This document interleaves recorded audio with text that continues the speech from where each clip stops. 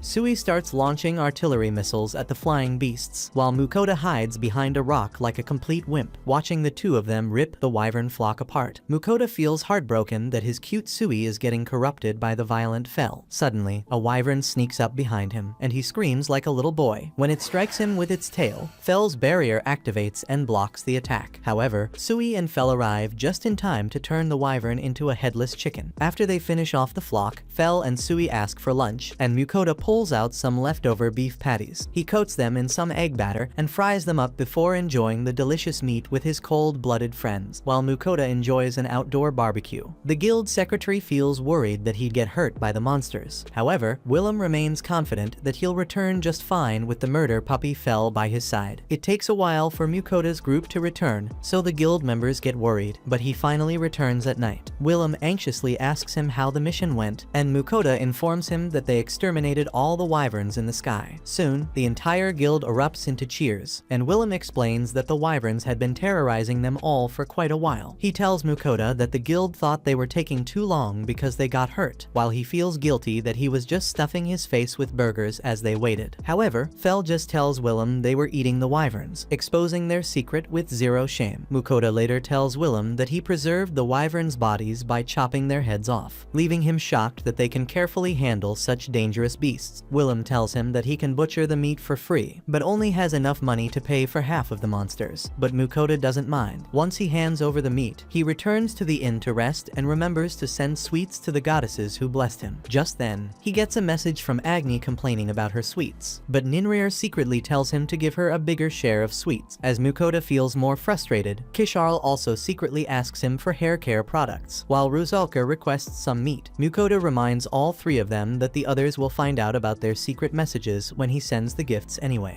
As the three feel embarrassed, Agni gets furious that they contacted him privately, while Mukoda wishes he could end it all. The next day, Mukoda walks with Fel to the bathtub store. As he enters the large building, he instantly gets charmed by all the luxurious baths around him. While the shopkeeper shows him around all the different goods, Mukoda settles for a plain green tub and asks him to get it ready. The shopkeeper feels surprised that he has already decided and asks if he has a monthly payment plan for the hundreds of gold coins. Mukoda realizes that he doesn't look like he can afford such a huge amount up front and gives the owner a huge bag of gold. The shopkeeper asks him if he needs a delivery service for the tub, but Mukoda just uses his storage space and happily leaves the store with Fel. As they walk through the city, Mukoda asks Fel to leave the town since everyone started treating them differently after the wyvern hunt. He goes out to a nice forest to start setting up the tub, while Fel leaves to go hunt. After Fel leaves, Mukoda creates a stone wall for privacy and puts the tub inside, while Sui fills it up with water. Then, he warms up the water with his fireball before adding some special bath salts to it. Mukoda finally jumps into the cozy tub and washes off the months of dirt and grime on him, and finishes off the bath with a bottle of milk. After getting out of the bath, Mukoda starts preparing the wyvern meat for lunch. He chops some onions, slices the meat, and then prepares a sauce to soak it in. Once the meat is cooked, he pours the gravy on some rice and finishes the dish with some garnish. However, since Fel still hasn't returned, he decides to make some more food while he waits. Mukoda orders some veggies and bottles and prepares the rest of the meat in a nice stew. As he waits for the food to cook, Sui calls out that Fel has arrived, but Mukoda gets jump scared by a dinosaur corpse. Fel proudly tells him that because he wasn't satisfied with just some wyverns, he decided to hunt an earth dragon as well. Mukoda tries to ignore his insane feat, but starts screaming in panic anyway, and Fel wonders why he's so scared. Mukoda asks him what he's supposed to do with a real dragon, reminding him that it's so rare nobody will even buy it from him. Fel asks him if he can just get the meat from the dragon before noticing the aroma of the delicious wyvern food before Fel can eat, though Mukoda tells him that he's dirty from the fight and orders him to take a bath. Fel starts coping that he always keeps himself clean, but Mukoda refuses to let him eat before cleaning up. To help him bathe, Mukoda orders some dog shampoo from his store. Fel feels offended that he's getting treated like a pet, but Mukoda starts grooming him like a dog anyway. Once he brushes Fel's fur, he splashes him with water, and Fel feels annoyed by the little splashes. He asks Mukoda to just use Sui's water, but he explains that Sui can't make warm water for a bath. However, as he watches Sui play in the water, Mukoda gets the idea to mold his slimy body into water pipes. With the water pipe, he gives the embarrassed Fel a full dog wash. After the bath, Mukoda starts rubbing Fel's fur with a shampoo, and he starts to enjoy the special treatment. Mukoda tells Fel that he has to clean his face too, and he reluctantly accepts it to look like the best doggy ever. Once the bath is over, Fel shakes his fur dry and gives Mukoda a second bath. Mukoda then uses his fire and wind magic to dry both of them up, and Fel starts feeling proud of looking so handsome. However, even while gloating, Fel asks about dinner, so Mukoda takes out the wyvern dish he prepared. He pours out the gravy onto rice bowls, which makes Fel suspicious, but he forgets it and starts chomping down after tasting how good it is. Seeing Fel enjoy himself, Mukoda starts eating his own portion, but Fel asks him about the other pot he's cooking. Mukoda explains that the other pot needs some time to taste best, and they head back to town after finishing dinner. Once they get back, Mukoda tries selling the dragon to the guild, but Willem immediately refuses, saying they can't even afford a single claw from the legendary beast. Fel asks him to just butcher the meat, but Mukoda reminds him that they can't just ignore the other parts. Willem stops to think and tells him that the guild master from Dolan City might be able to process the dragon for him. After learning that Dolan is near the sea, Fel gets excited to enjoy all the ocean monsters, and Mukoda thinks he can get the dragon processed on their way there. The two guild members laugh at how casually he's taking a dragon beast, and send Mukoda on his way. Before leaving Corlina, Mukoda greets all his friends, and Willem gives him a map for his journey. With all his preparations done, Mukoda's party heads out to explore new horizons. Sometime later, in a dense forest, some ferocious giant spiders surround an unsuspecting little rabbit. As they get closer, one of the spiders lunges to snatch the rabbit for lunch, but a majestic Fel saves the day. After electrocuting the entire spider colony, Fel asks Mukoda if there are any furry-legged monsters left. Mukoda confirms that all the spiders are gone, but wonders what to do with their hairy corpses. Seeing him upset, Fel reveals that the inner parts of the spiders are actually very delicious. Meanwhile, the baby slime Sui pops out of Mukoda's bag, upset that Fel erased the spiders before it could have some fun with them. As Mukoda starts comforting his baby, Fel gets jealous and points out that he's always doting on Sui. Offended, Mukoda reminds the overgrown husky that he also begs him for treats like a whiny dog. At the mention of snacks, Fel gets excited and shamelessly asks Mukoda to make some more for him. Mukoda is tired of his antics, but he's got no choice but to satisfy his living meat processor. Before cooking, Mukoda puts away all of the spider corpses into his bottomless storage. Once the spiders are stored, he takes out all of the meat he has. Seeing that he doesn't have too many many portions of the same meat. Mukoda decides to make a dish called gyoza. Both Fel and Sui are interested in the dish, but Mukoda says that it'll be a surprise. As Sui bounces around in excitement, Mukoda opens up his online grocery store to order some spices. Seeing the store, Fel asks for some premium wagyu, but Mukoda reminds him that he's only getting spices for their current dish. After ordering all the ingredients, Mukoda chops up the veggies and adds the sauce and spices to the meat. Once the sauces are in, he puts in the veggies and starts mixing them around with the meat. Finally, he makes some dumpling wraps with all the meat filling and hands them to Sui to prepare. Together, the master slime duo uses up the entire filling pot to fill 2 dishes with their dumplings. Mukoda takes the dumplings and starts cooking them on medium heat before adding the final bits of flour, salt, and sauce. Once it's done cooking, he flips the pan upside down and reveals the thoroughly seasoned gyoza dumplings. Mukoda proudly sets down the dish and begins explaining his cooking process, but Fel starts devouring it before he can finish a sentence. After just one bite, Fel turns from a savage animal into a master food critic, praising all its intricate flavors and textures. While Fel chomps away, Sui keeps dissolving all the dumplings in its slimy acid. Both monsters finish a batch in less than a minute, so Mukoda starts cooking up another batch. However, none of them notice as a tiny dragon watches their special dinner from a tree. Once the 2 monsters are done stuffing their mouths, Mukoda finally gets some time to relax and eat his own meal. He eats the gyoza from a small plate, enjoying the scraps his hungry companions leave for him. Unfortunately, Mukoda gets interrupted by a tiny dragon latching onto his face. Seeing the magic lizard innocently staring at his face, Mukoda takes some time to process his feelings before screaming out in horror. He asks Fel about the creature, and Fel reveals that it's a very rare pixie dragon. Mukoda is surprised that he actually encountered a mythical creature, and wonders if the flying lizard wants some of his food. As he moves his chopsticks around, the dragon follows the food, so Mukoda gives it a dumpling to eat. The little creature hugs the entire dumpling with its tiny body and takes a bite, instantly falling in love with the delicious cooking. Soon, the dragon finishes the whole dumpling and begs Mukoda for more. He quickly gives the rest of his own food to eat, which the dragon happily rushes to. As Mukoda thinks the dragon is pretty cute, Fel warns him not to be fooled by its tiny body because it can use any type of magic and annihilate most of its enemies in battle. Nearby, the dragon finishes its remaining meal and suddenly clings to Mukoda's face again. The dragon's body quickly glows before Mukoda yanks it off his face. Suddenly, he hears a voice in his head demanding more delicious food, which leaves Mukoda confused. Fel tells him that the pixie dragon has decided to join their party and become his familiar, allowing it to communicate with everyone via telepathy. Mukoda's jaw drops as he realizes he's gonna go bankrupt with another mouth to feed, while Sui is excited to get another friend. Taking a look at Sui, the pixie dragon praises it for its surprising power. Before they can get too chummy, Mukoda stops them, pointing out that he didn't even consent to accepting the dragon as his familiar. He asks the pixie dragon if it really thinks it's worth following him around just for some food, but the tiny dragon thinks it's totally worth it. Fel quickly accepts it into the team, saying that a few decades of helping a puny human is nothing to ancient beasts like them. As the dragon agrees with Fel, Mukoda is stunned that all of the pretentious legendary beasts in this world are just a bunch of shameless gluttons. Then, the dragon reminds Mukoda that it needs a name as his new partner, so he calls it Dora-chan. After hearing his new name, Dora starts complaining that a powerful creature like him shouldn't have such a cute name, but Mukoda refuses to change his mind. As he checks Dora's stats, Mukoda points out that the system has already accepted his name, so he can't change it. In that moment, he also realizes that Dora is 116 years old. Remembering how Mukoda tried to give him some fluffy dog names when they first met, Fel tells Dora to just accept his fate. Meanwhile, Sui happily tells the group that he loves his name, and Mukoda thinks his 3 misfits will get along just fine. A few days later, Mukoda's party enters the city of Krail. As he registers Dora as his new familiar at the Adventurers Guild, the attendant informs him that the guild master has a special request. While Mukoda wonders why his help is needed, the guild master, called Rodolfo, appears and starts rambling about his pixie dragon. Seeing Mukoda's confusion, Rodolfo explains that he has a forest exploration quest for him. In a private room, Rodolfo reveals that the forest monsters are acting unusually aggressively, so Mukoda suggests that they just avoid the forests for now. This angers the dwarven leader, who points out that their town depends on the silk obtained from the forest monsters to make their textiles. Mukoda understands that the town is in a tough spot, but he feels too scared to fight dangerous monsters. However, Dora tells him that the forest is just filled with pitiful spiders and centipedes, which reminds Mukoda of his recent experience. Meanwhile, Rodolfo is confused since he can't hear telepathic conversation between the two partners. Fel also confirms that he took out all the spiders, so Mukoda shows him the venom tarantula corpses from his back. The sight of the spiders almost gives Rodolfo a heart attack, since they're the monsters he was talking about, and he wonders why Mukoda has them. He sheepishly points to Fel, who says that he just punished the spiders for bad behavior. Mukoda thinks he's in trouble for stealing the town's source of income, but Rodolfo reveals that the forest is actually overpopulated with these spiders, so he just solved their problem, happy that his quest is complete. Rodolfo tells Mukoda that he can sell the spider materials for some good money and cook the rest of their meat in delicious ways. Mukoda's face sinks as Fel and Dora drool at the thought of boiled spider meat, but he gives in once Sui asks to try the spiders. He asks Rodolfo to sell the materials and process the meat, and the dwarf quickly agrees to his request. While the guild processes their spiders, Mukoda and the other explore the town's clothes market. Mukoda takes a look at some soft fabric, falling in love with the material's quality. However, he gets shocked by the insane price of 1 gold, but realizes that the material is probably worth the cost. Soon enough, the shopkeeper also appears and tells Mukoda that the other towns don't sell this fabric for so cheaply. This gives Mukoda the motivation to buy the golden drip, and he stocks up on clothes before returning to the guild. Rodolfo shows him all the processed meat, explaining that he left the external shells on the legs since the meat loses its taste if it's exposed too long. Mukoda notices that the spider's legs look just like crab legs. Just then, Rodolfo breaks a crispy boiled leg to feed him some tender meat. After taking a bite, Mukoda instantly falls in love with the meat, and his hungry companions quickly come begging for a taste. After announcing that they'll have a crab party, he prepares a bunch of tasty side dishes to eat with the boiled legs. Mukoda also tells Dora to enjoy himself and treat the food as his welcome party, so the dragon happily accepts his offer. As they begin snacking, Mukoda leaves his familiars to chow down while he prepares a special dish for himself. He grills some spider legs, but his partners start begging him for that as well. Left with no choice, Mukoda gives the grilled legs to his friends, who devour them without hesitation. As Mukoda grills another batch of legs, Dora says he's glad that he chased him all this way. This surprises Mukoda, so the pixie dragon explains that he always lost track of him because Fel was so fast. Mukoda finally realizes that the poor forest spiders were just attacking because they were scared of Dora, while Fel massacred them without a hint of guilt. Feeling bad for the weak creatures, he decides to pay his respects by thoroughly enjoying their delicious remains. After the feast, Mukoda creates his own bath in the Adventurer Guild's yard. While he relaxes inside with Sui, Fel and Dora lie exhausted in the stables. After getting out of the bath, Mukoda heads to bed, remembering that he needs to return the spider shells to Rodolfo. He feels like he forgot something else, but falls asleep before he can recall it. The next morning, Mukoda returns the spider shells to Rodolfo and gives him some leftover food as thanks. The pleased dwarf happily accepts the meat, but Mukoda thinks he should give him some more food. He starts pulling out his earth dragon corpse, but remembers that this powerful creature could cause incredible shock if he isn't careful. Finally, Mukoda steps aside and lets Rodolfo look at the dragon, leaving the dwarf shocked to his core. He points out that Mukoda could basically buy an entire kingdom with that creature, but Mukoda asks if he can find someone to process the dragon meat first. After thinking for a bit, Rodolfo remembers that there's someone in the city of Dolan who can help, so he gives Mukoda a letter of recommendation for the city's guild master. As Mukoda accepts the letter, Rodolfo admits that the guild master of Dolan is a very talented individual, but he has a strange side to him. Afterward, Mukoda and his party head out of Krail, ready to visit their target destination, the City of Dungeons. Once they reach Dolan, Mukoda is excited to explore, while Fel looks forward to the tough challenges of the dungeon city. Since Mukoda is a certified wimp, he doesn't want to go to the dungeon, but his familiars remind him that he's going there to get some earth dragon meat processed. Excited for the meat, Fel rushes to the city, but they're all forced to wait in line at the town's border. Dora wonders why they can't just barge in, so Mukoda reminds them that they can't just bypass security like a bunch of illegals. After Mukoda calms down his pets, the rest of the people in line finally notice the legendary beasts behind them. Seeing them so terrified, Mukoda quickly tells everyone that the monsters are just his familiars, while the border guards come over to check the commotion. Mukoda tells the guards that he's only there to see the guild master. After he shows them his guild cards, the guards wonder if they should trust him, but suddenly, a handsome elf walks over. The elf says that Mukoda is his guest since he's the one with all the rare beasts. As Elrond introduces himself as the Dolan guild master, his eyes pop out when he notices Dora sitting on Mukoda's shoulder. He takes Mukoda and his familiars inside the guild, saying that Rodolfo already explained the situation to him. Then, Elrond brings out a magic dragon stand for Dora to sit on, but Dora finds Mukoda's bag more comfortable. Seeing it lays around, Elrond quickly starts writing all his observations for his research. Dora feels uncomfortable with the elf's behavior, while the elf wonders why it's acting so differently from its recorded behavior. Then, Elrond remembers the Earth Dragon, so he starts taking Mukoda to the warehouse to process it. However, his assistant, called Uger, interrupts to remind him that he has a meeting with the Merchant Guild's leader. As Elrond tries to postpone it, Uger shoots him a murderous glare. Once they get into the warehouse, Elrond asks Mukoda to show him the dragon, remembering how fearsome the legendary creatures can be. He recalls that during his youth, a grand party was organized to kill a dragon. At that time, he was only a B-rank adventurer, so he wasn't even allowed to process the dragon's meat. After that incident, Elrond trained hard to become an S-rank adventurer just to look at a dragon again, but nobody dared to kill another dragon. Now, he finds his wish come true, as Mukoda lays out the giant reptile in front of his eyes. Seeing the legendary creature, Elrond starts frothing with greed, and he pulls out some creepy experimentation tools to start checking its meat. As he starts checking all the dragon's important measurements for research, Fel wonders why he isn't just giving him the meat. Mukoda quiets his hungry dog before Elrond asks him what Dora likes to eat. Mukoda tells him that Dora doesn't actually have a preference, and he eats basically anything he cooks. This information turns Elrond's world upside down, since the research shows that pixie dragons are exclusively herbivorous. However, Mukoda explains that he eats almost everything, especially meat. Elrond is confused about how Mukoda can communicate with the little dragon. When Mukoda reveals that Dora communicates with him through telepathy, Elrond is left even more flabbergasted and starts bombarding him with questions about his beast. Thankfully, Uger drags him back, apologizing for his master's unhinged behavior. He guarantees that Elrond is a skilled processor despite his goofy antics. So Fel wonders when he'll give him the dragon's precious meat. Elrond wonders if Fel doesn't want the dragon's valuable skin and other materials, but Fel is only interested in stuffing his gut. Seeing Fel so desperate, Elrond starts begging Mukoda to let him taste it. He tells Elrond that Fel gets to decide who shares their meat, so Fel thinks it's only fair to let Elrond have some meat, as long as he can provide some good cuts. Afterward, Mukoda and the gang lie outside, exhausted from Elrond's constant yapping. Fel remembers how much the elf bothered them, asking billions of random questions for his research. Despite that, Elrond couldn't process the entire dragon in just one day, so now they feel like their life is meaningless. Seeing them all so hungry, Mukoda decides to order some instant food. Dora is curious since he hasn't seen the online store before. As soon as Fel spots it, he asks Mukoda if they can get some wagyu this time. However, Mukoda notices that there's a festival going on in Japan, so he orders some festival food. Once the food and ingredients arrive, Mukoda takes out a cooking pot to start preparing. His familiars wonder why he's using such a strange pot, so Mukoda explains that he's going to cook the veggies in it. Fel gets angry since he hates plants, but Mukoda tells him to be patient for the good flavors. He starts heating the pot and puts all the veggies to the side, before adding the meat and drizzling sauce all over it. As Mukoda patiently cooks the delicious food, his band of belly stuffers tries to control themselves from going crazy. Once the food is done, Mukoda gives it to Fel, who feels disappointed that half the plate is vegetables. Mukoda tells him to just try it, so Fel takes a bite of the dish. As Fel enjoys the rich flavors, the others also start tasting the food. Soon, Fel gives up the idea of avoiding all veggies and asks for another serving after finishing his current one. Mukoda happily feeds all of his pets before taking out some butter sandwiches to eat. As he opens the box of sandwiches, Sui curiously comes up, so Mukoda gives him a sandwich to try. The baby slime instantly falls in love with the sweet treat, and the other two come over after seeing its delighted reaction. Fel and Dora wonder if sweets can be good too, so Mukoda gives them some sandwiches as well. As both of them try it, they enjoy the sweet, but the sandwich feels too small for them. They start demanding their master for more treats, who wonders what he did to deserve such greedy partners. The next day, a sleep-deprived Mukoda heads to the Adventurers Guild after his familiars kept pestering him about the dragon meat all night. As he greets Uger, Elrond comes out of his warehouse, looking like he just ran 5 marathons straight. Excited, he explains that he spent the entire last night researching and experimenting on the dragon's body, so now he's finally ready to actually butcher it. Once he's ready, Elrond takes out a special mithril knife to pierce the dragon's tough skin. However, when he tries to cut it, the knife shatters like glass, leaving everyone stunned. Elrond starts crying that he broke his guild's precious treasure. Fel asks him how he plans to process the precious dragon meat without a knife. Elrond responds that he'll need to prepare a blade even stronger than mithril, so he'll have to wait a while before he can process the dragon. This news sends Fel into depression, and he collapses from the sheer emotional trauma. On the ground, Fel thinks his life is ruined. While Uger points out that their guild doesn't have any other mithril knives, he tells Mukoda that they need to get more mithril ore from the dungeon to craft a new blade, so Fel immediately gets up to dash over there. Mukoda stops his hungry dog, reminding him that if he went all out and destroyed everything in the dungeon just to get some mithril, he'd become too popular and would ruin their peaceful life. After Mukota's warning, Fel finally calms down, so he starts preparing a normal lunch to cheer him up. He takes out some thinly sliced orc meat, preparing it with the leftover veggies from their previous lunch. While flipping the ingredients in a frying pan, Mukota adds the sauces and spices, adding the remaining flavor to his dish. Once the food is cooked, he pours it all over fragrant boiled rice to complete the dish. Before Fel can dig in, Mukota adds an egg to his dish just for some extra flavor. As everyone starts eating the tasty dish, they quickly forget about the precious dragon meat. Mukota feels relieved that he doesn't have to deal with their whining, but he knows that he needs to fix the dragon problem as soon as possible. Meanwhile, in the sky, the four goddesses keep crying that Mukota isn't sending them any gifts. Suddenly, two men pop up, angry that the girls are abusing their powers to extort gifts from a weakling. Hearing them argue with each other, Mukota tells the goddesses to leave him out of it, but the two men butt in. One of them introduces himself as the god of blacksmithing called Hephaestus, while the other calls himself the god of war, named Vahan. When Mukota learns that Hephaestus is a blacksmith, he asks if the god can do something about the knife. Hephaestus responds that he can enhance any blade he makes to be of a higher quality. Of course, he isn't ready to just hand out his blacksmithing blessing for free, so Hephaestus demands some alcohol from him. Meanwhile, Vahan is interested in the otherworldly items from Mukota's supermarket, which angers the girls. Naturally, Hephaestus ignores them and focuses on giving Mukota his blessings, but he realizes that Mukota doesn't have any talent for blacksmithing. Then, the god's attention falls on Sui, whom he thinks has great potential. Seeing that Hephaestus can't buff Mukota, Vagon decides to take the chance and enhance his war powers. However, Mukota refuses, saying he doesn't like fighting, but Vagon reminds him that he's going to explore a dungeon soon. Then, he starts thinking about another target, so Mukota tells him to bless Fel and Dora. As the two of them begin blessing Fel, Dora, and Sui, Mukota orders some offerings for all of the gods. Once they receive the offerings, the boys enjoy their food while the girls gush over their beauty products. Remembering Mukota's past neglect, Ninrir warns him not to forget her offerings again. He feels frustrated that he'll need to send even more offerings to the gods, so he turns his attention to studying Sui's blacksmithing skill. He thinks the dungeon will be a great opportunity to test Sui's new abilities, but Fel reminds him that they already have some pure mithril from the mithril lizard he defeated. Remembering the ore, Mukota asks Fel why he wanted to hunt in the dungeon, even though they already had some, but the wolf just shrugs it off. Then, Mukota reaches into his item storage and takes out the mithril chunks. He asks Sui to forge them into special knives, so Sui takes the chunks and dissolves them inside its body. After lots of bubbling and gurgling, Sui finally produces a beautiful crystal knife, and Mukota immediately notices it's of high quality. He's relieved that they don't have to risk their lives in the dangerous dungeon, but Fel gets annoyed since he wanted to try eating some exotic dungeon monsters. Afterward, Mukota visits Elrond, who's having an existential crisis because he can't find a blade better than mithril. Seeing him so distraught, Mukota gives Ugur the mithril knife that Sui crafted and asks him to pass it to Elrond. The elf carefully brings the knife close to the dragon's body, terrified that even the slightest mistake could shatter both the blade and his hopes once again. However, the knife easily cuts through the tough skin, surprising Elrond with its quality. He wonders how Mukota got such an amazing piece, but Mukota acts like he got it from a top secret source. Elrond almost asks Mukota to reveal his secrets, but he calms down and goes back to processing the dragon. Mukota wonders how long it'll take him to finish processing the whole thing, so Elrond tells him it'll take at least 3 days. Fel gets angry that he still has to wait for so long, but Mukota reminds him that the dragon is a huge monster with loads of meat to process. Fel nods in agreement, but suggests they explore the dungeon while Elrond works his magic. Mukota refuses to go, feeling scared of the danger, but Sui also starts begging to let him have some fun too. Sometime later, they reach the dungeon entrance, where the receptionist warns Mukota that it might take his party up to a month to make it out. She also advises him to pack plenty of food if he plans to venture into the deeper floors. She explains that no one has ever cleared the 30-floor dungeon before, which makes Mukota immediately consider packing up and heading home instead. However, Fel starts glaring at him, so Mukota reminds him that if he doesn't stock up on a ton of delicious food, they'll have to eat rotten scraps in the dark dungeon. This finally calms him down, and they agree to wait. Smiling at their obedience, Mukota takes them all on a shopping trip, and he buys a bunch of veggies to cook in the dungeon. Then, he notices a magic stove outside a shop. Fel wonders why Mukota wants such a huge stove, so he explains that it'll be very useful for cooking. Just then, the shopkeeper comes out and starts promoting his products to Mukota. He explains that the stove also includes a massive oven capable of cooking entire cacatris monsters, which immediately piques Mukota's interest in trying new monster recipes. When Mukota asks about the price, the shopkeeper tells him it costs 860 gold. Mukoda almost gets a heart attack from this price, but Fel pushes him to buy it since his bottomless pit of a stomach craves new food. As the others also put pressure on Mukoda, he finally agrees to buy the magic stove. Later that night, Mukoda cooks dinner in some huge stock pots. He asks Sui for some help and starts serving some tender bull meat to his party. The next day, Mukoda decides to cook a few days worth of food before entering the dungeon. For his first dish, he decides to braise some orc general meat. Then, Mukoda makes some red boar cabbage rolls, after which he makes a simple beef and veggie stir-fry. As he adds the ingredients to the stir-fry, he feels satisfied to use up all his remaining ingredients. Then, he adds a ton of vegetables, spices, and meat to a large bowl, before boiling it to make a nice orc meat soup. After that, he makes a wyvern stew with a rich gravy, but Fel gets in the way as he adds some sauce to it. With all the dishes cooked up, Mukoda thinks they're ready for the first few days in the dungeon. His hungry companions get excited to dig in, but he reminds them that all the food is meant for the dungeon. Afterward, Mukoda is cleaning his room when Sui comes in with a sword he forged for him. Mukoda admires the blade's sharpness, thinking that with this sword, he should be safe in the dungeon. Sui climbs up his shoulder, happy to help his master, but Yuger knocks on their door for an urgent task. He explains that the earth dragon has been completely processed, so Mukoda leaves to prepare his goods before going to the guild. However, Yuger stops him, saying he's too busy to wait for him at the door. Feeling bad for the man, Mukoda heads to the Adventurers Guild, where he finds Elrand gushing over some shiny bottles of dragon blood. Elrand keeps ignoring Mukoda, obsessed with the blood, so Mukoda tries to get his attention. When Elrand finally realizes that Mukoda is waiting for him, he proudly shows off the mountains of dragon materials he got from the processing, saying the past few days were the best of his life. He asks Mukoda if he can buy some of the materials for the guild. Of course, Mukoda agrees since he became broke after buying the magic stove. Excited, Elrand asks him to buy 2 bottles of dragon blood, revealing that they are used to make the most powerful healing potions in the market. He also asks to buy half of the liver, since it has an even more potent effect than its blood. Finally, Elrand asks Mukoda if he can have one of the dragon's fangs to create an amazing sword. Mukoda agrees to sell him all the items, but wonders why Elrand is only buying just a few materials. In response, Elrand reveals that just these few items will empty the guild's entire treasury, so he can't afford to buy anything else. He offers to pay Mukoda close to 4,000 gold coins for all the precious materials, which he happily accepts. Mukoda feels shocked that just a tiny couple of materials were worth so much, and wonders how much total money he can get if he sells the entire dragon. Meanwhile, Fel isn't very impressed since he can't see any dragon meat. He suspects that Elrand is keeping it for himself, and ends up threatening him. However, Elrand calmly explains that he is storing the meat in a special cooling room to keep it fresh. He takes Mukoda and the others inside, where they find an intricate magic ice setup that is storing the tons of meat. As Fel feels satisfied with his prize, Sui helps Mukoda load up all the meat into his storage. While he finishes loading the meat, Elrand shyly asks if he can taste some of the dragon's meat as well. Mukoda nods, remembering his promise to share some meat with him, and the rest of his gang also gets excited to try out the exotic flavors. Delighted, Elrand takes Mukoda to his own house so he can easily cook the meat for them all. Mukoda settles for Elrand's lawn, where he takes out the giant magic stove. Elrand is surprised to see that Mukoda has access to such advanced technology. When he notices Mukoda using his item box, Elrand tries to show off that he has one too. This is the first time Mukoda has ever seen someone else with an item box besides himself. Elrand explains that elves can naturally use high-level magic, but he also combined his wind and forest magic talents to become a top-class adventurer back in his days. As Elrand keeps rambling, Mukoda ignores him and starts cooking. First, he rubs some salt and pepper all over the giant slabs of dragon meat before peeling the vegetables for the dish. After chopping some onions and carrots, Mukoda loads up a cooking dish with the meat and veggies, then pours some olive oil and seasoning over it. Finally, he puts the prepared meat into the oven and waits for it to roast the whole dish as the oven works its magic. Mukoda's familiars continue drooling over the delicious smell. As he watches them, Fel and Elrand start rubbing against each other while trying to get even closer to the oven. Once the food is done, Mukoda takes out the roasted meat and places it on a table for everyone. He pokes the meat with a toothpick, finding out that it's cooked perfectly. As Mukoda slices the roast meat into thinner stripes, he remembers to finish it off with a drizzle of Fel's favorite garlic sauce. After that, he tells everyone to dig in, and they scream in joy before they can even eat. While everyone devours the dragon, Mukoda sits down and takes a bite of his own portion. The meat's exotic flavor sends a jolt through his senses, and he marvels at how dragon meat can blend the taste of so many different kinds of meat. As Mukoda realizes why Fel was so excited to try the dragon's dragons meet. The monsters don't even stop to talk as they continue gulping their food down. Fel thinks that he should hunt a few more dragons for the future, worried that the dragons would go extinct. Mukoda warns Fel not to go overboard. Soon, everyone finishes their first serving and immediately asks Mukoda for seconds. As Mukoda hands out the other portions, he asks Dora if he's okay with cannibalism. The pixie dragon reminds him that he's a different species from Earth dragons, so it doesn't actually count. As Mukoda ignores Dora's questionable morals, he notices Elrond crying at his chair. The elf thanks Mukoda for allowing him to experience such a heavenly meal, thinking he's truly blessed that he got to process and eat one of the rarest creatures on the planet. Seeing Elrond's insane amounts of joy, Mukoda is creeped out, but they soon finish their entire meal. On the way back home, Fel feels energetic from all the nutritious meat he just ate. Excited, he announces that they'll visit the dungeon tomorrow, so Mukoda decides to send his offerings to gods in case he forgets later. Later that night, he browses through the desserts section of his online grocery store while the goddesses watch him in anticipation. Watching them wait, Vahan asks Ninrir if she granted Mukoda a defensive skill. She says that she just gave him a wind blessing. Vahan points out that she was too stingy with her blessings, saying that Mukoda could get hurt without proper defense. As the girls stare in dread, Vahan asks them what they'll do if somehow Mukoda loses his life in the dungeon. Hephaestus reminds them that Mukoda is their only key to otherworldly treats, and the girls remain silent. Suddenly, Ninrir goes into panic mode, realizing she needs to protect her living sweets dispenser at all costs. The rest of the girls also realize their mistake, so Hephaestus tells them that he's been brewing a special blessing for Mukoda. Meanwhile, Mukoda wonders what the fuss is all about, and he starts sending his offerings to them. However, Hephaestus talks about giving him a buff, which Mukoda firmly refuses. He doesn't want to get tied down to another god, and this angers Hephaestus. He gives Mukoda the blessing without his consent, and Vahan laughs, happy that he can extort more drinks out of him. The rest of the girls also celebrate, happy that Mukoda is now safe. The next day, he goes back to the dungeon's entrance with his party. There, he meets the nonchalant receptionist from his first town, and she introduces herself as Vainka. Mukoda wonders why she changed cities, and she explains that the Dolan Guild requested help from other guilds since this dungeon has become a popular spot lately. As she calmly finishes the registration, Mukoda realizes that she's just there to look at Fel the Fluffball. When he leaves with his party, Vainka steals a glance at Fel, completely in love with him. As they stand at the dungeon's entrance, Dora and Sui feel excited for a challenge. Mukoda gulps nervously as he looks down the dark entrance, so Fel reminds him there's no way they're turning back now. After gathering his courage, Mukoda finally heads down the staircase. As they make their way down the first level, Fel sniffs out some weak monsters in the area. Mukoda notes that the strongest monsters and loot are around the 10th and 15th levels, so Fel tells him to hop on his back to skip ahead to the good part. Ignoring his master's terrified screams, the Fenrir dashes through the dungeon halls, plowing through every monster in his path. Suddenly, an arrow shoots out of nowhere and almost turns Mukoda into monster poop. Luckily, Fel's barrier blocks the arrow, and he tells Mukoda that he randomly stepped on a trap. Mukoda wonders how the dungeon has these carefully planted traps, even though it's a natural structure. Fel explains that each dungeon is like a living creature that attracts humans with treasures, so it can kill them with monsters and absorb their nutrients. While Fel continues his explanation, stronger arrows bang on the barrier, scaring Mukoda to his wit's end. One of the traps even triggers a giant pitfall, but Fel uses a wind spell to glide over it. As the arrogant Fenrir mocks the dungeon for its pathetic traps, Dora and Sui praise him for his skills. After a lot of running, Fel finally reaches the dungeon's 10th floor. Mukoda asks Fel what he wants to do, so he responds that the monsters are still too weak on this level. Knowing that the level's boss is just a venom tarantula, Dora feels bored since it can mow them down like house spiders. To advance deeper, Fel heads straight toward the boss room. When they arrive, they find a group of adventurers trembling in fear at the sight of him. Mukoda quickly tells them that Fel is his familiar, so they calm down. He asks why they're all gathered outside the room's gate, so the adventurers explain that the dungeons have a lot of unspoken rules. It turns out that before one party finishes fighting a boss, the others cannot enter its room. The only way others can enter is if the party asks for help, but even then, they would get all the loot from the boss's drops. After explaining this, the adventurers warn Mukoda that there are bad parties out there who steal monster drops from other people's victories, with one more thing to worry about. Mukoda sits down to wait while the other parties fight the boss. A short while later, his familiars start getting bored, but Mukoda reminds them to be patient. Soon, the final group runs out of the room and tells Mukoda he can go in. He wonders why they're returning from the floor instead of heading deeper, so the adventurers explain that higher level monsters are too strong for them. Understanding their reasons, Mukoda nods and heads inside, where the room turns pitch black. As the terrifying venom tarantula roars at them. Mukoda starts screaming like a girl, but Dora fries it with a fireball. The proud dragon flies around, happy to have his powers enhanced by the god of war's blessing. As the boss's corpse disappears, a bunch of valuable drops spawn from it. Mukoda picks up a bare spider leg, and he realizes that the dungeon automatically processes the items, so he gets the best parts. Despite his exhaustion, Fel rushes him to the next level, where they meet a terrifying orc general as the final boss. Before Mukoda can even finish feeling scared,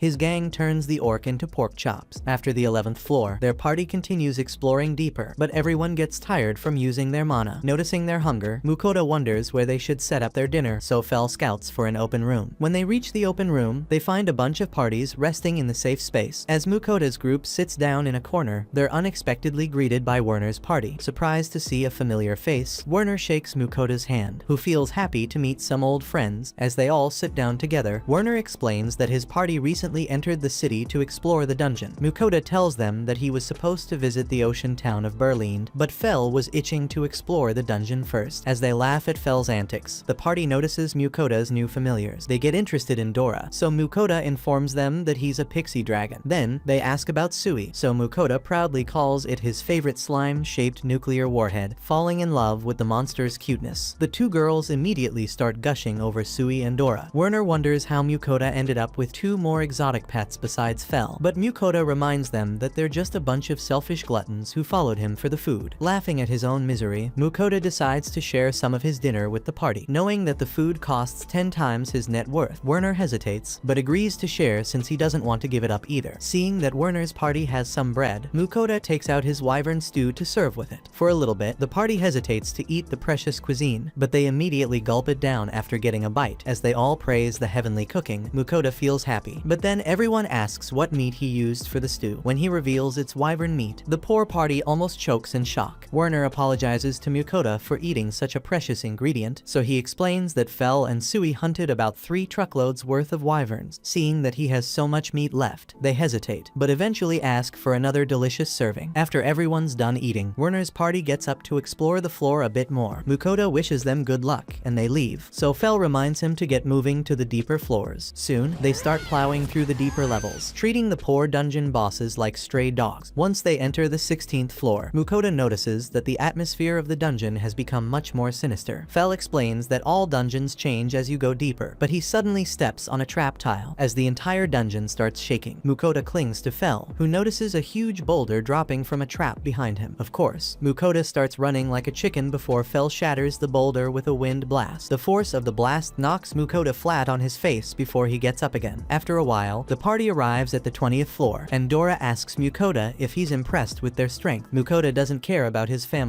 strength, but he stops when Sui calls out to him, showing a secret area in a wall. When Mukoda inspects the hole, he finds a treasure chest hidden in it, so he starts singing praises for Sui, delighted to get some good loot. Before he can carelessly open the chest, though, Fel pulls him back, reminding him that the chest could be a trap. Sure enough, when Mukoda uses his appraiser on the treasure chest, he finds out that it's trapped with a poisonous gas that would give him conditions much worse than lung cancer. Disappointed, Mukoda gives up on opening the chest, but Fel offers to open it for him since his major blessing can protect him from the poison. Before Fel can open the chest, Mukoda receives a message from Ninrir, informing him that since he already has 3 minor blessings from her girls, he should be able to withstand the poison without a problem. As she happily tells him to enjoy the dungeon's exciting challenges to the fullest, Mukoda gets up and tells Fel that his 3 minor blessings now have the effect of a major one. Knowing he's safe, Mukoda opens the chest, which instantly releases a burst of noxious gas. After the gas clears, Mukoda looks into the chest, but finds it completely empty. Angered that he got tricked, he gets the motivation to head deeper into the dungeon and get real treasure this time. After exploring the 21st floor for a bit, Mukoda finds an even larger treasure chest, and Fel notes that it must have something special inside. This time, Mukoda scans the chest before opening it and finds out that it's just a disguised mimic. However, with the 3 lethal familiars following him, he gets the confidence to open the chest and get its loot. He decides to take out his mithril sword and step forward to open the chest, only for it to reveal a fanged mouth and lunge at them. Scared out of his mind, he mindlessly slashes his sword at the mimic, which turns into a bunch of plywood from his attacks. Soon, the defeated mimic turns into a real treasure chest, and Mukoda opens it to find a bunch of precious jewels and accessories inside. Nearby, Dora finds the door to the 22nd floor, so they all head down through it. This time, Mukoda is shocked to see that the floor opens up up to a vast open sky instead of the walled corridors they had been exploring. Even Fel gets excited to see what the new flue has to offer, but Mukoda feels scared that it might have an unexpected danger they can't handle. However, Fel detects someone familiar in the area, so he starts rushing towards them. After running for a bit, he stops at a clearing where a swarm of giant killer mantis ambushes them. The mantises scare Mukoda, but Fel easily burns them all to a crisp. While Mukoda wonders why he even bothers getting scared, Dora and Sui start yelling at Fel for giving them no chances to fight. Seeing them all argue, Mukoda tells everyone that they should take turns fighting so all of them can enjoy themselves. They all agree to his reasonable advice. So when the group encounters a bear next, Dora enters the battlefield. The excited dragon pierces through the bear's body like a knife, while Sui faces a horde of poison butterflies next. Fel warns him that the butterflies can paralyze it to suck all of its bodily fluids, but Sui simply melts them all with its pew-pew lasers. After a while of walking through the floor, Fel detects that the presence from before is getting closer. Before he can go check it out, Mukoda stops him, thinking it's probably the floor's boss. He suggests they boost their stats first by eating some food from his online store. Fel knows that they're strong enough to handle the boss anyway, but he doesn't give up the chance to have some extra treats. As they sit down to order, Mukoda decides to get some premium wagyu along with a bunch of other delicacies. Watching him stack orders upon orders of mouth-watering dishes, the group create a flood with their drooling mouths. Once all the food arrives, they scarf it down in an instant before asking for seconds. Surprised by their speed, Mukoda gives them the second batch and sits down to eat some of his own, before he can even finish his small serving, though his familiars ask him for a third serving. Once they all finish the food, the stuffed monsters plop down to rest. Mukoda decides to check Fel's stats and is surprised by a 50% stat buff. Next, he looks at Dora and Sui, who also have an insane stat buff. Mukoda wonders if he went overboard, but he thinks it's fine since they're going to face a boss anyway. However, his partners get curious to see how much his own stats have increased, so Mukoda pulls up his own stat menu. For some reason, he only got a 5% stat boost, leaving them all disappointed. After they're done looking at their buffs, the group starts walking towards the presence Fel is sensing. All three beasts feel excited to fight a real opponent, while Mukoda feels nervous. Soon, Fel is surprised as he spots an S-rank Vasuki serpent nearby. Seeing the terrifying serpent's rank, Mukoda almost has a heart attack. He notices that the serpent can spray a poisonous smog that would rot his insides, but Fel explains that he doesn't have to worry about it because of his blessings. Sui and Dora also get ready to fight the powerful beast, but Mukoda hides behind a tree like an absolute pansy. Fel reminds him that he also has a major blessing, but Mukoda isn't man enough to risk being on the battlefield. Tired of his pathetic attitude, the beasts march forward to fight the serpent. It immediately sprays its poisonous smog at them, but they all shrug it off and keep charging forward. Fel paralyzes the serpent with a lightning bolt, while Sui melts its neck with acid. Then, Dora finishes it off by piercing straight through the poor snake's neck, leaving it to fall dead. As Mukoda's murderous belly fillers celebrate their victory, he feels sick of their monstrous strength. Since the boss is defeated, Fel finds a magic circle that will teleport them to the next floor. He warns Mukoda that they all need to touch the formation at the same time to use it. Otherwise, someone could get left behind. With this advice in mind, Dora gets on top of Mukoda's head, while Sui jumps into his arms. Then, Mukoda holds Fel, who activates the magic circle with his paw. Soon, the formation grows brightly and teleports them into another cave-like space. Mukoda notices that despite looking like earlier floors, this one is massive. Fel spots a hole through one of the room's walls, so they all head through it. Inside, Mukoda spots some gigantic monsters, so Fel explains that the floor is designed to be big enough for them. Before Mukoda can even start planning how to defeat the monsters, his team heads in and obliterates them from existence. After defeating the monsters, they explore the giant floor. Because the floor is so big, everyone gets tired of walking so much. Mukoda decides to cook his familiars a special feast, but he stops after noticing a strange area. Fel detects that it's a safe space with no monsters nearby, so Mukoda decides to pull out his cooking set there. As Mukoda takes out the food, the beasts get excited to stuff their greedy faces again. They munch on delicious sandwiches and rich soups and get exhausted once they're done. Mukoda asks Fel if it's time to sleep, so he nods. Before they can rest, though, a group of injured adventurers hobbles to the safe spot. After laying down their wounded teammate, they ask Mukoda if he has some healing potions, so he quickly takes out one and rushes towards them. As the leader pours the potion over the man's wound, it instantly patches up, leaving him shocked. He wonders if Mukoda gave him a high-grade potion, so he nods, explaining that his potions are higher quality than regular ones. Then, Mukoda asks the leader if his teammate is fine, so he tells him he'll recover quickly thanks to the potion's healing. While his relieved teammates start crying, the leader introduces them as an A-rank party called Tempest. After thanking Mukoda for the potions, he offers to pay 15 gold coins for them. Mukoda thinks the payment is too much, so he offers the leader some low-grade potions for his money. The man is surprised by his kindness, and Mukoda asks if he can tell him how his teammate got injured. He reveals that they encountered 3 Spriggans in the boss room. Mukoda asks Fel if Spriggans are really that dangerous, so he tells him that a Spriggan is larger than a Minotaur. Then, the Tempest leader explains that the first time he entered this floor, there was only 1 Spriggan in the boss room. However, there were suddenly 3 of them the second time he returned, so his team got overwhelmed. However, he thinks that Mukoda will be completely fine against the Spriggans since he has the legendary Fenrir on his side. Mukoda feels awkward that even Tempest has heard about his murder puppies, but the adventurer reassures him he won't spread his secret. Then, he tells Mukoda that his party will head back to the surface in the morning. Meanwhile, Fel lazily opens his eyes and tells Mukoda to get some sleep since he'll destroy the Spriggans himself. The next morning, as Mukoda's party heads deeper into the dungeon, he wonders if Tempest can safely make it back to the surface. Fel reassures him that they'll be fine, especially since he gave them some of his stat-boosting sandwiches to help them recover their mana. Soon, they arrive at the boss's room, where Mukoda spots the Spriggans sitting cross-legged. He feels terrified of the powerful monsters, but as always, the party rushes straight in. After his familiars turn the Spriggans into fossils, Mukoda walks inside and finds a magic bag in the loot. He notices that time passes in this magic box just like in real life, and picks it up, thinking it'll be useful. Then, as Mukoda collects the rest of the loot, he starts feeling like a thief for taking his partner's share. However, Fel doesn't care and tells Mukoda that the next floors are also filled with giant monsters. Mukoda decides to fight the bosses on the next floor, but he ends up screaming on the ground like a helpless baby. The poor boss monsters desperately try to hit him, but his perfect defense skill just nullifies all their attacks. Despite his strength, Mukoda is too terrified to actually attack the monsters, so Dora finishes them off for him. After clearing the floor, the party quickly clears the next few floors as well and heads down to the 29th floor. Mukoda is surprised that they're only 2 levels away from finishing the dungeon. Then he steps into the teleporter. When they appear on the 29th floor, Mukoda is shocked to see a giant desert stretching out before his eyes. While Mukoda feels annoyed by the harsh desert, his pets are excited to explore the new area. He gets on Fel's back to start exploring, but they all quickly lose their energy after the intense heat humbles them. As everyone stops moving, Mukoda notices Sui completely deflated on the floor and quickly scoops him up into his bag. Thankfully, Dora spots a rock nearby, so they all head over to rest under its shade. Still, Mukoda feels bothered by the unbearable heat, so Fel casts a wind barrier that keeps the hot air away from them. Mukoda is surprised that the barrier helps so much, but Fel reminds him that he can only use the barrier for a few days before his mana runs out, since they need to actually find the floor's exit in this giant desert. Mukoda decides to preserve Fel's mana by ordering some summer products. After getting a summer hoodie and sunglasses, he buys a bunch of electrolyte drinks to rehydrate everyone. After they chug the refreshing drinks, Mukoda orders some ice cream to cheer them all up. As they munch on the tasty ice cream, everyone cheers up. But reality hits them hard when they start walking in the desert again. Fel reminds Mukoda that the temperature will drop harshly at night, so they need to cover as much distance as possible during the day. As they rush through the giant desert, the party encounters some huge sandworms. Once night approaches, they all settle down near a campfire. Mukoda feels like freezing from the chilly cold, but Fel tells him that it's even colder outside his barrier. Seeing they've got no choice, Mukoda decides to order a bunch of heating pads and warm clothes for some heat. Then, he pulls out a pot to make some hot food, which gets everyone's energy up. After a long while of careful cooking, he prepares some hot udon noodles for them. As they dig into the silky noodles, the party feels their stomachs warming up. Refreshed after having the hearty noodles, Fel tells Mukoda that they're getting very close to the level's boss. Hearing this, Mukoda tells him to get a good night's rest before they fight, and they all go to sleep on some warm futons. The next morning, they find the level's final boss, which is a strong earth golem. Unfortunately for the golem, Fel shatters it into pieces with a single lightning strike. Once the boss is defeated, they find the magic circle in a giant space. Fel asks if everyone is ready for the final floor, and everyone nods. Then, he places his paw on the teleporter and activates it, which takes them straight to the dungeon's final boss. Fel notes that the monster is a behemoth, and the party gets amped up for the fight. Dora flies up and tosses Sui towards the monster, who shoots some acid at it. Then, Dora charges into the behemoth, but it easily knocks both of them back into the dungeon's walls. Mukoda rushes to check on his injured teammates, who note how tough the boss is. Fel explains that behemoths are naturally resistant to both physical and magical attacks, but they still take a bit of damage from each hit. Suddenly, the monster charges at them, so they all avoid it as it rams into a wall. Fel tells them to attack at full strength to break the behemoth's defenses, so the party members all attack together. Mukoda notices that the behemoth looks unharmed, but Fel reassures him that it will get weakened with each hit. He tells Sui and Dora to continue attacking, so they all gang up on the behemoth and continue pummeling it with small attacks. The huge monster roars in fury as it fails to hit any of its smaller foes. Then, Dora charges up some massive ice spikes, which finally dig into the behemoth and make it bleed for the first time. Encouraged by their progress, Dora and Sui think they're going to win. Suddenly, the behemoth starts charging up a hyper beam and shoots it straight at Mukoda. Thankfully, Fel saves him with a sturdy ice wall. He notes that Dora's attack was so effective because Sui's acid weakened the behemoth's armor where it hit. With this information in mind, Fel tells Sui to shower the behemoth in acid. The slime obeys, enlarging to a massive size before dousing the poor boss in an acid bath. The strong acid melts through the behemoth's tough armor, allowing Dora to wound it even more with his attacks. Once the behemoth is weakened enough, Fel tells Sui and Dora to step back. He unleashes his ultimate lightning bolt, which strikes the behemoth square in its weak point.